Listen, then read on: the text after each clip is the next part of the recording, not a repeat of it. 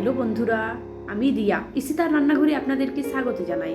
আজকে আমি যে রেসিপিটি নিয়ে এসেছি সেটি হচ্ছে বেগুনের সবজি। তো প্রথমে আমি একটি বড় ধরনের বেগুন নিয়ে নিয়েছি এবং বেগুনটি ভালোভাবে গোল গোল করে কেটে নিয়েছি এবং কাটাটা এমনভাবে হয় যেন একটু মোটা মোটা থাকে। তো তারপর আমি দিয়ে দিচ্ছি হলুদ, নুন, সেগুলো আমি বেগুনের সাথে ভালোভাবে মেখে নেব। দু সাইডটায় যেন নুন হলুদটি ভালোভাবে মেশে যায়। আপনারা চাইলে আপনারা চাইলে আপনাদের মতনভাবেও আপনারা কেটে নিতে পারেন। তো এগুলো গোল গোল করে কেটে নিলে ভেজে নিতে একটু সুবিধে হয়, তার জন্য আমি গোল গোল কেটে নিয়েছি।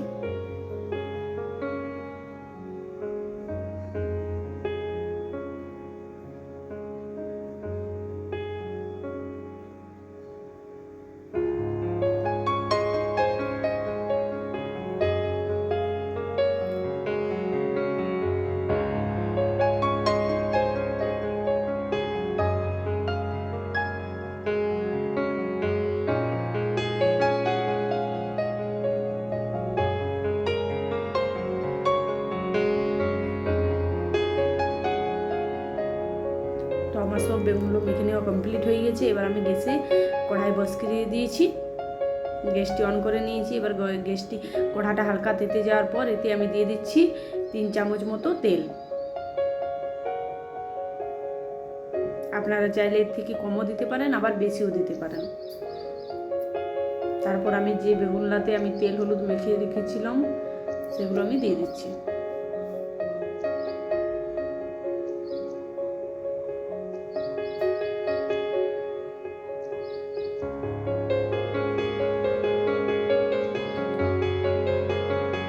হালকা আঁচ দিয়ে আমি গ্যাসটি হালকা কমিয়ে আমি ধীরে ধীরে বেগুনলে এদার ওদার করে আমি ভেজে নেব, যাতে বেগুনলার কালার একদম লাল চলে আসে। খুব মুচমুচে করে ভেজে নেব।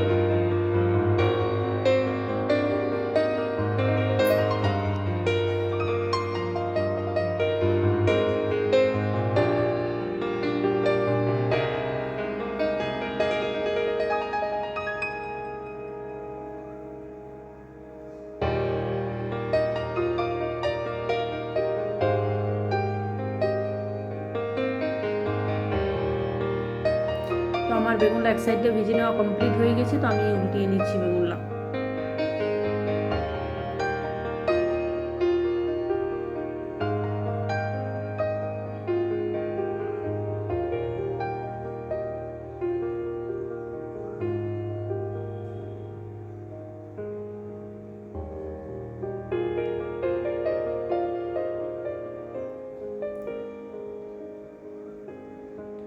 তো বন্ধুরা, আপনারা দেখতেই পাচ্ছেন আমার বেগুনটি ভেজে নেওয়া হয়ে গেছে। তো এবার আমি বেগুনটি এধার ওধার আবার করে একটু উল্টিয়ে তারপর উঠিয়ে নেব। তো বেগুনগুলো আমি উঠিয়ে রেখে নিচ্ছি। তো এইভাবে আপনাদের যখন বেগুনটি লাল লাল হয়ে যাবে ভেজে ভেজে, তখন আপনারা উঠিয়ে নেবেন।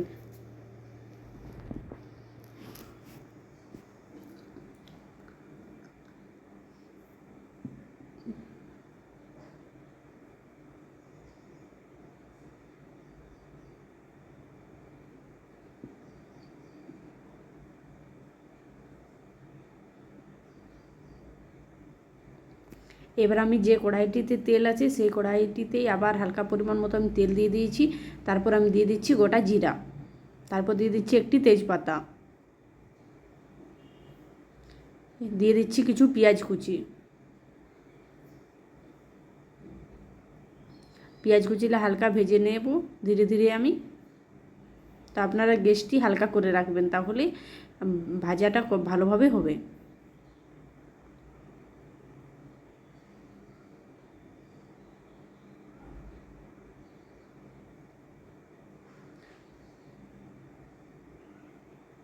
তো পেঁয়াজটি হালকা ভেজে নেওয়ার পর এতে আমি দিয়ে দিচ্ছি আদা রসুন বাটা,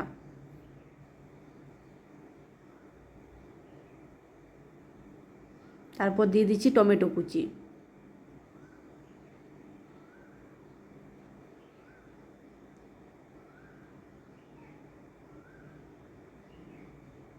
তো এবার আমি এগুলো একসাথে সব ভেজে নেব।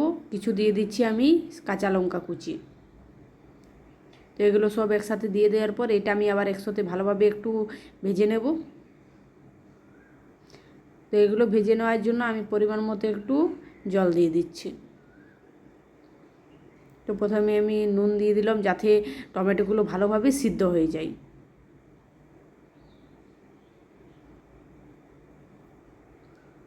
আপনারা চাইলে নুনটা পরেও দিতে পারেন, যদি নুনটা আগে দেওয়া হয় তাহলে টমেটোগুলো ভালোভাবে সিদ্ধ হয়ে যায়। তো হালকা পরিমাণ মতো এবার আমি জল দিয়ে দিচ্ছি।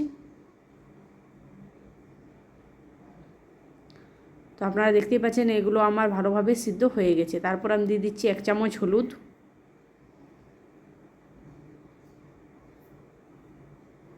1 চামচ জিরে কুটা, 1 চামচ ধনে কুটা,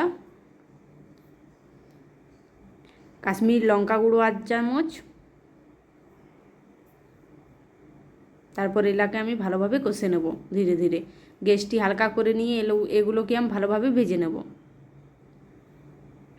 তো কিছুক্ষণ ভেজে নেওয়ার পর আমি এতে দিয়ে দিচ্ছি জল।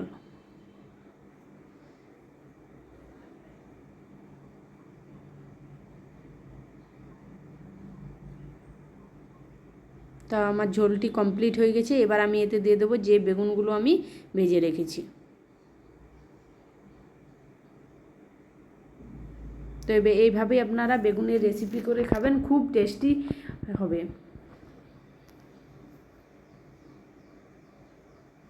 তো আমি বেগুন এটাতে দিয়ে দিচ্ছি। তারপর আমি দিয়ে দিচ্ছি 1/2 চামচ মতো গরম মশলা।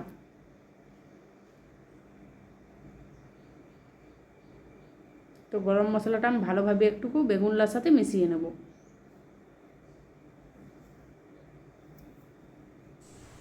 তো এগুলো মিশিয়ে নেওয়ার পর এবার আমি দিয়ে দিচ্ছি ধনিয়া পাতা কুচি।